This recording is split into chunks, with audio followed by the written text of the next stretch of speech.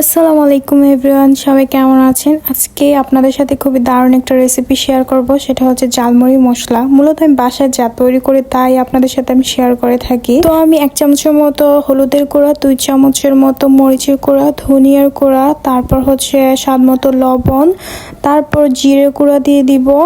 আর সব থেকে মেইন যে মশলাটা সেটা হচ্ছে এই যে এটা গরম মশলা। এটার মধ্যে অনেক কিছু আছে, এটাই স্পেশাল মশলা যেটা ঝালমুড়ির জন্য খুবই স্পেশাল। তারপর আমি এখানে চিলি ফ্লেক্স দিয়ে দিয়েছি, অল্প কিছুটা পানি দিয়ে এটাকে মিক্স করে নিব। ওকে, এটা মিক্স করা হয়ে গেলে একটা প্যানের মধ্যে আমি সরিষার তেল দিয়ে দিব। আর এটা খাঁটি সরিষার তেল দিয়ে বানালে ঝালমুড়ি মশলাটা খুবই মজা লাগে খেতে। তারপর আমি এখানে ব্লেন্ড করে রেখেছিলাম 4টা পেঁয়াজ আর আদা রসুন, সবগুলো আমি একসাথে ব্লেন্ড করে তারপর সরিষার তেলের মধ্যে দিয়ে দিয়েছি। আর লাস্ট হচ্ছে এই যে মশলাটা, ওইটা আমি এটার মধ্যে দিয়ে ভালো করে নেড়ে চেড়ে নিব। এই তো এটার মধ্যে আর কোনো ঝামেলাই নেই, এখন জাস্ট নাড়তে হবে এটাই।